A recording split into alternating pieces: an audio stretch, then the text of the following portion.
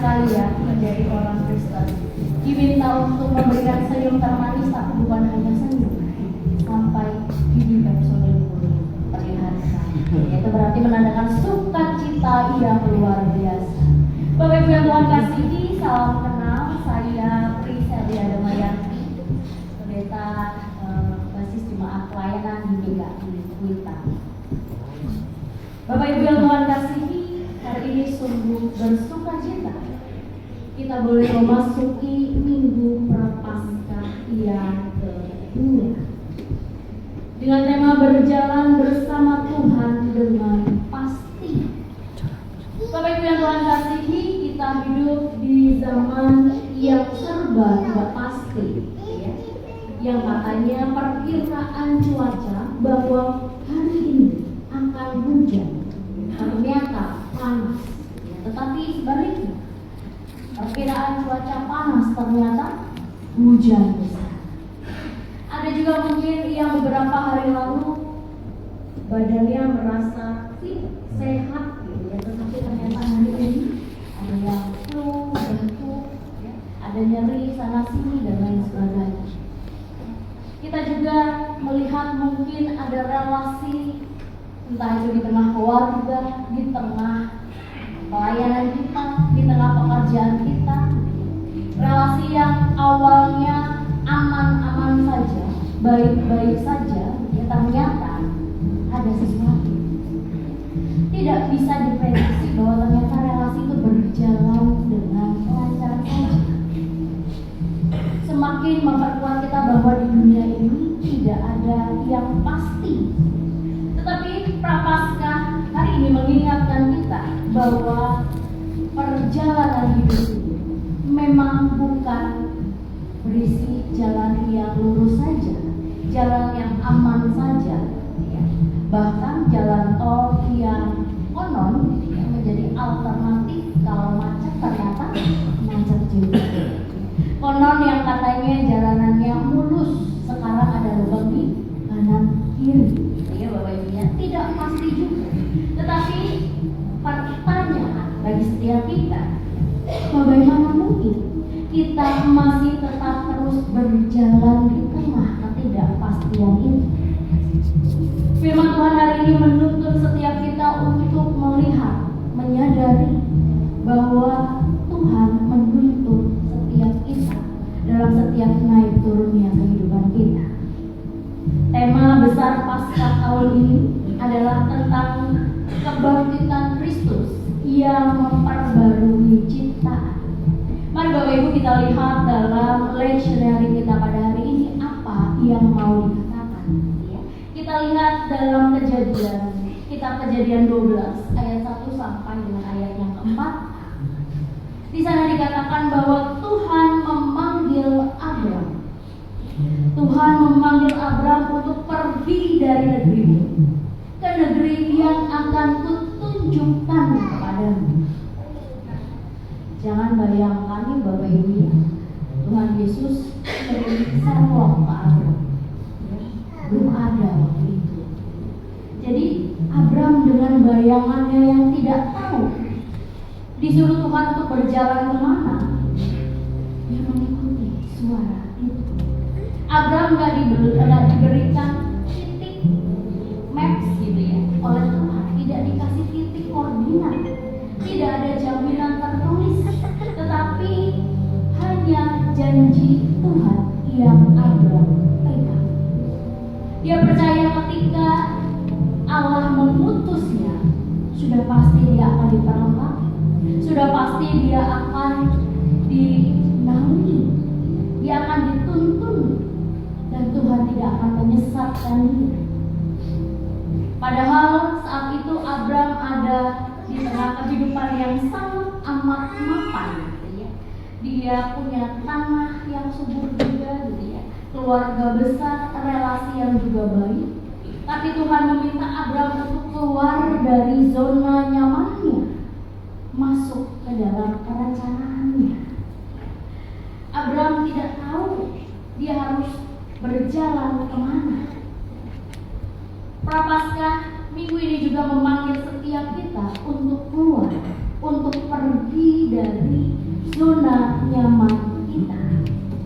Kita diajak untuk pergi, untuk keluar dari segala keegoan kita, segala kenyamanan rohani kita yang dalam tanda kutip mungkin hanya sebagai formalitas saja. Ya, saya ke gereja karena saya orang Kristen, karena ini hari Minggu. Tetapi ketika keluar dari pintu gereja itu, tidak ada perubahan apapun dalam kehidupan kita. Tuhan mau kita meninggalkan keegoan kita, keakuan kita, agar Tuhan terus menyertai setiap perjalanan kehidupan kita. Bapak Ibu yang Tuhan kasihi, berbicara tentang pemeliharaan Tuhan dan dihubungkan dengan ekologis, mungkin setiap kita sudah mulai terpanggil. Tadi kalau kita melihat video singkat di awal, tentang bukan tentang peresmian gereja Ablak, tetapi video yang tadi kita lihat bagaimana kita bijak menggunakan, memakai berkat yang Tuhan sudah berikan kepada kita, dalam hal pakaian. Bapak Ibu itu menjadi salah satu contoh saja untuk kita mau peduli terhadap lingkungan kita. Kita diajak untuk bijaksana ketika kita diberikan kesempatan oleh Tuhan, diberikan berkat oleh Tuhan untuk mengelola berkatnya. Mungkin ada sebagian kita yang berpikir bahwa ya sah-sah saja beli baju. Bahkan mungkin ada para perempuan, para wanita yang merasa bingung ketika mau pergi, bilangnya nggak punya baju, bingung mau pakai baju yang mana.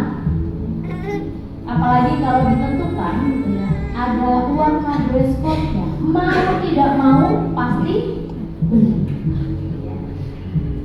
Dan nanti ini menjadi candu. Saya sudah punya kebaya yang modelnya ini, tapi warna yang biru belum ada, warna yang pink belum ada, warna yang kuning belum ada. Padahal seperti yang video tadi sampaikan, mungkin kita hanya akan memakai baju itu 2-3 kali, tetapi keegoan kita menutupi. Kita merasa bahwa saya butuh kok, saya punya uang maka saya akan beli. Apalagi kalau ada promo dan voucher digabungkan menjadi satu, Bapak Ibu, maka keranjang-keranjang itu akan terisi penuh. Bapak Ibu yang Tuhan kasihi, kita diajak untuk juga peduli terhadap lingkungan kita. Mungkin kita juga sudah mulai, saya sudah kok melakukan ini dengan memakai secukupnya air di rumah, listrik di rumah. Tapi mungkin kita juga merasa bahwa jangan-jangan cuma saya yang menghemat. Saya bayar, saya punya uang kok, maka suka-suka saya untuk memakai listrik dan air di rumah saya. Nah Bapak Ibu, bisa kita bayangkan kalau semua kita punya mindset yang demikian. Maka Abraham mengajak kita juga untuk melihat bahwa awalnya dia pun berjalan sendiri. Namun satu langkah iman membuka jalan pembaruan bagi banyak bangsa. Berjalan bersama Tuhan berarti berani melangkah meski belum tahu hasilnya di depan itu apa. Abraham juga gak pernah tahu di depannya itu ada apa sih. Tuhan mau taruh dia di mana sih? Dia juga belum tahu, tetapi dia percaya janji Tuhan. Jika berjalan bersama dengan Tuhan pasti akan disertai. Itu janji yang Abraham pegang. Nah, Bapak Ibu dan Tuhan kasihi, lantas apa yang dikatakan Roma? Dalam surat Roma 4, Rasul Paulus menegaskan bahwa Abraham dibenarkan bukan karena perbuatannya, tetapi karena imannya. Dan ini juga menjadi bagian penting bahwa kita diajak untuk berdoa, kita diajak untuk berpuasa, kita diajak untuk bersedekah, tetapi ingat bahwa itu bukan cara dalam tanda kutip untuk membeli keselamatan. Semua itu adalah respon kita kepada Tuhan, respon kebaikan Tuhan karena telah lebih dulu melayani kita, respon cinta kasih Tuhan karena mencurahkan darahnya untuk setiap kita. Maka sudah selayaknya kita merespon kebaikan Tuhan dengan berbuat baik juga. Iman Abraham memang terkenal radikal, ya, karena ia percaya pada Allah yang menghidupkan kembali orang mati dan yang menjadikan dengan firman apa yang tidak ada menjadi ada. Bapak Ibu yang Tuhan kasihi, orang yang berani berjalan dengan Tuhan itu adalah orang yang berani mengatakan ketika kita sedang ada dalam krisis ekonomi kita, Tuhan, memang saya lagi ada dalam krisis perekonomian, tapi saya mau tetap bekerja dengan jujur, saya mau tetap memberi di tengah kesusahan saya masih mau tetap berpengharapan di tengah kecemasan kehidupan saya.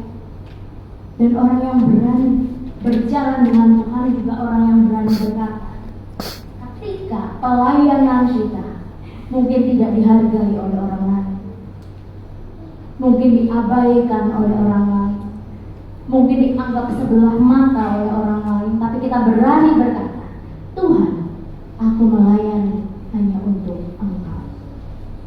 Tuhan, Engkau yang melihat pelayananku meskipun dipandang sebelah mata oleh sesama.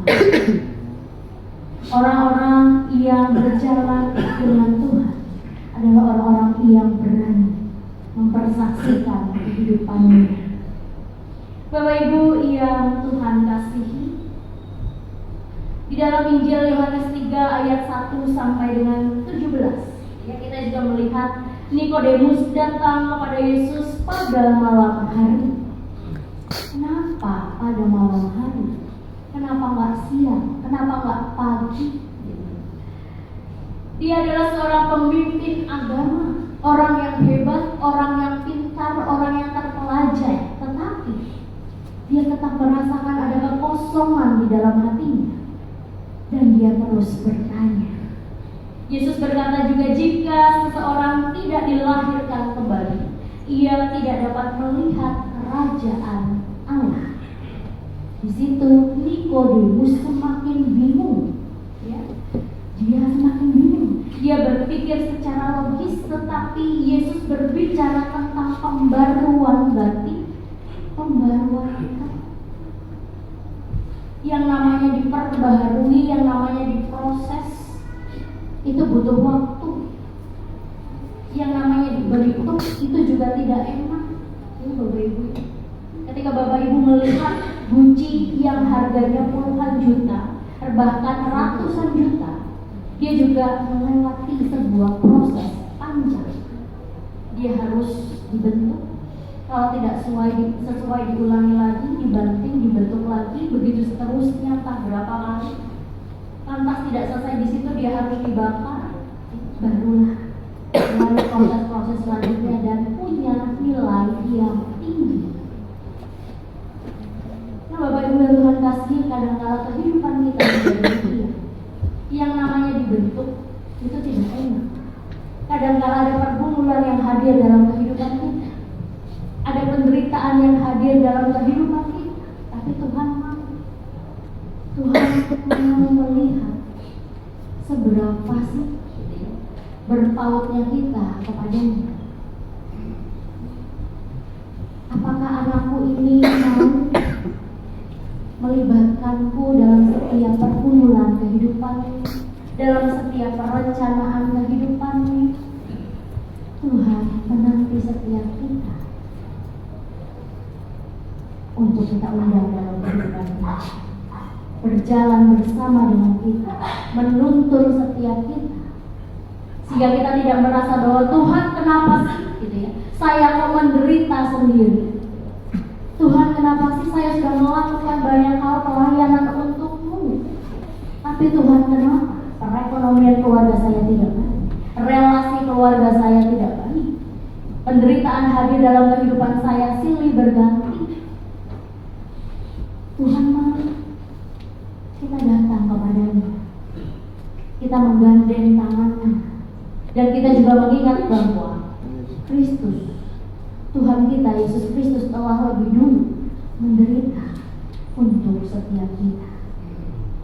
Jangan pernah merasa bahwa kita bergumul sendiri, dan Yesus juga pernah mengalami pergumulan itu sendiri.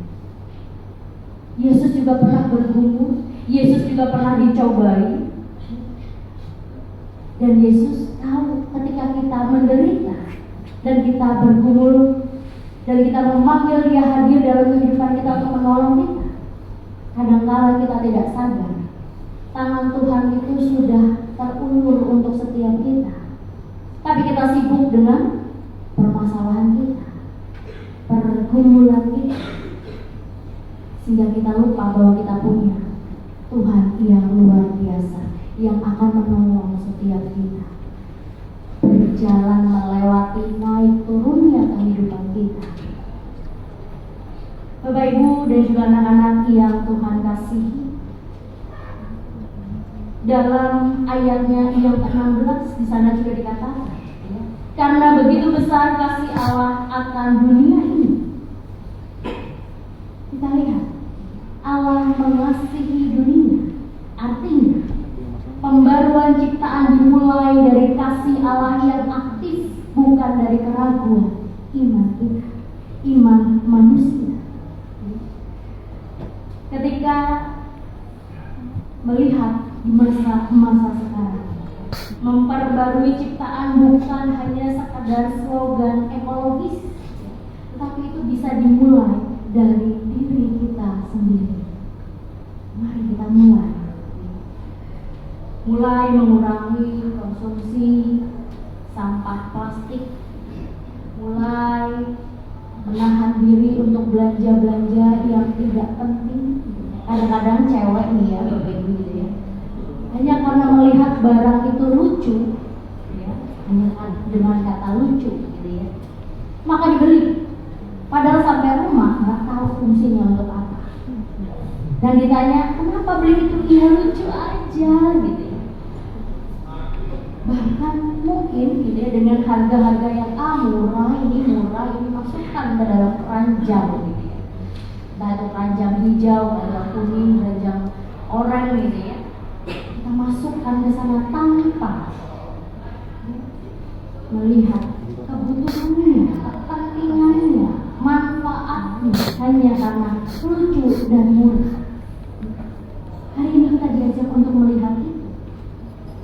Ketika kita mau dibentuk oleh Tuhan, diperbaharui oleh Tuhan, berjalan bersama dengan Tuhan, maka biarlah kita juga menghidupi kasih yang Tuhan sudah ajarkan kepada setiap kita.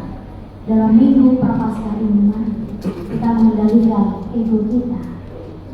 Kalau yang awalnya ketemu seseorang yang menyakiti hati kita, gimana perasaannya Bapak Ibu? Udah jarak 2 meter nih, kita balikin kalau bisa. Udah kelihatan kecium aromanya gitu, udah deh, kita balik deh. Tetapi hari ini mau tidak mau, ketika kita mau berjalan bersama dengan Tuhan, kita mau diperbaharui, ya buka hati kita untuk Tuhan baru, untuk mengampuni mereka, memaafkan mereka, memperbaiki relasi yang ada. Meski saya tahu gampang ngomongnya, ya, tetapi ketika melakukannya tidak gampang. Tapi ketika kita berjalan bersama dengan Tuhan dan kita meyakini bahwa Tuhan, saya mau mengampuni, saya mau berjalan denganmu dalam keadaan sukacita dan damai sejahtera. Mampukan aku Tuhan untuk mengampuni dia.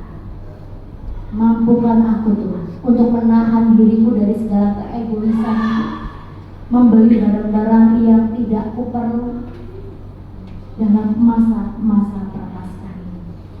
Dunia bisa tidak pasti, ekonomi bisa tidak stabil, relasi juga bisa berubah. Tetapi yang harus kita yakini bahwa Tuhan selalu setia berjalan bersama dengan kita. Apapun keadaan kehidupan kita, apapun kesalahan yang kita lakukan, ketika kita datang kepadanya dan memberikan diri untuk diperbaharui, maka Tuhan juga memampukan setiap kita. Seperti Abraham, kita mungkin tidak tahu tujuan akhir perjalanan kehidupan kita, apa yang akan kita hadapi di depan. Mungkin juga kita menjadi seperti Nikodemus yang selalu bertanya-tanya kepada Tuhan, Tuhan kenapa sih kok pergumulan ini datang kepadamu? Tuhan kenapa sih A, B, C, D datang pertanyaan itu kepada Tuhan? Mungkin kita seperti Abraham dan Nikodemus yang bertanya-tanya dalam iman kita, Tuhan mau bawa saya kemana sih Tuhan? Tuhan mau bentuk saya seperti apa sih Tuhan?